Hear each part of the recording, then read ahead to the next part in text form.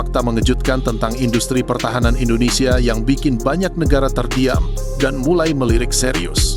Kalau selama ini kalian masih berpikir Indonesia cuma jago belanja senjata dari luar negeri, jujur saja, itu gambaran lama yang sudah jauh tertinggal oleh waktu. Pelan-pelan, tanpa banyak sorotan, dan tanpa teriak di media internasional, Indonesia sedang membangun sesuatu yang diam-diam membuat dunia mulai menghitung ulang posisi kita. Industri pertahanan nasional sekarang bukan lagi sekadar bengkel perakitan. Kita sudah masuk ke fase yang jauh lebih dewasa, matang, dan strategis. Faktanya, di tahun 2025 ini ada sejumlah capaian industri pertahanan Indonesia yang membuat banyak negara, termasuk yang industrinya lebih dulu mapan, mulai melirik dengan penuh perhitungan. Mereka bukan kagum karena kita pamer, tapi karena kita konsisten melangkah pelan, terukur, dan arahnya jelas. Yang bikin ceritanya makin kuat, semua ini dibangun di tengah keterbatasan. Modal kita tidak sebesar negara maju, teknologi awalnya tertinggal, bahkan sering diremehkan. Tapi justru dari situ, cerita besarnya lahir. Indonesia tidak melompat jauh, tapi naik satu anak tangga demi satu anak tangga tanpa berhenti. Di video ini, gue mau ngajak kalian melihat industri pertahanan Indonesia dari sudut pandang yang jarang dibahas. Bukan versi brosur pemerintah, bukan juga versi komentar sinis netizen, tapi versi cerita utuh tentang kenapa hari ini Indonesia mulai dianggap serius.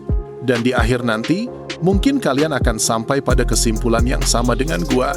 Indonesia itu bukan tidak mampu, tapi selama ini jarang diberi waktu untuk tumbuh. Dulu, kita sering dipandang sebelah mata dalam urusan teknologi militer. Banyak yang menganggap Indonesia cuma bisa beli barang bekas atau sekadar jadi penonton di panggung global. Tapi jujur saja, kalau kalian melihat kondisi kita di tahun 2025 ini, rasanya campur aduk antara terharu dan bangga karena perubahannya benar-benar drastis. Kita bukan lagi bangsa yang hanya menerima apa adanya. Kita sudah mulai menentukan nasib pertahanan kita sendiri dengan tangan anak bangsa. Gue pribadi merasakan getaran yang berbeda saat mendengar kabar pabrik-pabrik pertahanan kita makin sibuk. Bayangkan, dulu kita harus menunggu bertahun-tahun hanya untuk mendapatkan izin membeli senjata dari negara maju. Sekarang justru mereka yang antre, ingin bekerja sama dengan kita. Ini bukan soal kesombongan, tapi soal harga diri sebuah bangsa besar. Kita sadar, kedaulatan tidak bisa hanya mengandalkan doa. Harus ada taring yang nyata untuk menjaga wilayah seluas Indonesia. Mungkin kalian bertanya, memang sehebat apa sih? Jawabannya ada pada kemandirian yang makin matang. Di tahun 2025 ini, konsep Minimum Essential Force Indonesia mulai bertransformasi. Kita tidak lagi sekadar memenuhi kebutuhan minimum, tapi membangun kekuatan yang benar-benar disegani, bahkan di kawasan ASEAN dan dunia.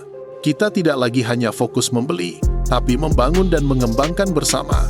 Ada rasa haru tersendiri ketika melihat bendera merah putih menempel di alutsista canggih yang dipamerkan di ajang internasional. Sementara orang-orang luar negeri berbisik kagum, banyak negara tidak menyangka Indonesia bisa mengejar ketertinggalan teknologi secepat ini. Mereka mulai melihat Indonesia sebagai raksasa tidur yang akhirnya bangun dan menunjukkan kekuatannya dengan cara yang elegan. Keajaiban ini tentu tidak datang tiba-tiba. Ini hasil keringat, kerja keras, dan air mata para insinyur yang lembur di laboratorium riset. Gue ingin kalian merasakan kebanggaan yang sama. Kebanggaan tulus sebagai bagian dari bangsa yang mulai mandiri. Coba bayangkan perasaan para prajurit kita di perbatasan hari ini. Mereka lebih percaya diri karena tahu alat yang mereka pegang adalah karya saudara mereka sendiri. Ada koneksi batin antara pembuat dan pemakai. Sebuah semangat yang mengatakan bahwa kita mampu menjaga rumah kita sendiri. Inilah yang membuat industri pertahanan Indonesia tahun ini jadi bahan pembicaraan hangat di meja-meja diskusi strategis dunia. Kita sudah berada di level yang sangat berbeda dibanding 10 tahun lalu. Di bagian pembuka ini, gue ingin kalian sadar bahwa kita sedang hidup di era keemasan pertahanan Indonesia. Ini bukan sekadar berita politik yang membosankan, tapi cerita tentang perjuangan sebuah bangsa untuk berdiri tegak di atas kaki sendiri. Kita sedang menulis sejarah baru, dan kalian patut bangga menjadi bagian dari sejarah itu. Sekarang kita masuk ke bukti nyatanya. Kalau bicara soal laut, kita harus lihat apa yang terjadi di galangan kapal Indonesia di tahun 2025. Sebagai negara kepulauan, laut adalah nyawa kita. Dan kini, Indonesia sudah memiliki hiu-hiu besi yang benar-benar mematikan. Salah satu pencapaian paling emosional adalah keberhasilan memproduksi kapal selam secara mandiri di PT PAL. Dulu kita hanya membantu perakitan, sekarang teknologinya sudah kita kuasai dan kita kembangkan sesuai karakter laut Indonesia. Di tahun 2025 muncul varian terbaru kapal selam kelas Alugoro yang jauh lebih canggih dari versi awal. Kapal ini dilengkapi teknologi silent propulsion yang membuatnya sangat sulit terdeteksi sonar musuh. Negara-negara tetangga pun harus berpikir dua kali jika ingin bermain-main di perairan kita. Ini bukan sekadar soal senjata, tapi soal rasa aman bagi nelayan Indonesia di ujung samudra. Tak hanya itu, Indonesia juga berhasil mengembangkan kapal selam otonom tanpa awak. Inovasi karya anak bangsa dari PT PAL ini menjadi tonggak kemandirian pertahanan bawah laut nasional. Dengan kemampuan AI, kapal selam ini mampu beroperasi hingga 72 jam, membawa torpedo, dan memperkuat penjagaan choke point laut Indonesia. Pencapaian ini menjadikan Indonesia sebagai negara keempat di dunia setelah Amerika Serikat, Rusia, dan China yang mampu memproduksi kapal selam otonom. Selain kapal selam, ada kapal fregat merah putih yang menjadi primadona. Ukurannya besar, gagah, dan dipenuhi sistem sensor serta senjata yang terintegrasi secara digital. Di tahun 2025, industri perkapalan pertahanan benar-benar menjadi tulang punggung. Bukan hanya untuk perang, tapi untuk menegaskan bahwa Indonesia adalah pemimpin di kawasan sendiri. Setiap mur dan baut membawa harapan jutaan rakyat agar bangsa ini tidak lagi diremehkan. Sekarang kita pindah ke daratan. Debu jalanan menjadi saksi kehebatan kendaraan tempur nasional. PT Pindad di tahun 2025 melahirkan karya-karya yang membuat dunia militer internasional terdiam. Salah satunya adalah tank medium Harimau versi terbaru dengan sistem perlindungan aktif canggih, dirancang khusus untuk medan tropis. Tank ini tidak hanya efektif di dalam negeri, tapi juga diminati pasar ekspor karena cocok untuk perang modern di wilayah hutan dan tanah tidak stabil. Kendaraan taktis Maung versi 2025 juga menjadi standar mobilitas pasukan, dengan mesin tangguh, desain agresif, dan dominasi komponen lokal. Setiap unit Maung menjadi simbol kemajuan industri nasional.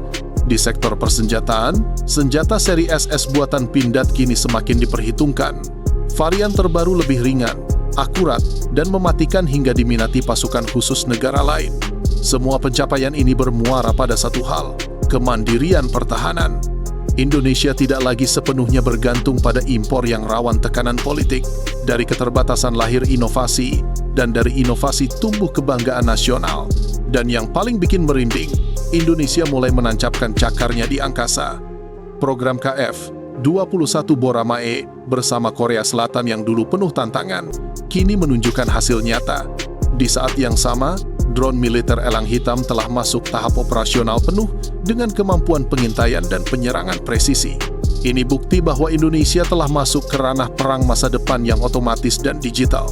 Melihat logo merah putih di sayap pesawat dan drone yang terbang di langit Nusantara menghadirkan rasa haru mendalam. Langit Indonesia bukan lagi tempat bermain negara lain, tapi wilayah yang kita jaga dengan kehormatan dan teknologi terbaik. Kesimpulannya, industri pertahanan Indonesia di tahun 2025 bukan soal pamer senjata. Ini tentang perjalanan sebuah bangsa yang ingin dihargai, mandiri, dan mampu melindungi rakyatnya sendiri. Kita patut bangga, dan kita wajib mendukung agar inovasi ini tidak berhenti. Karena pada akhirnya, kekuatan pertahanan yang hebat adalah fondasi bagi perdamaian abadi di bumi pertiwi yang kita cintai.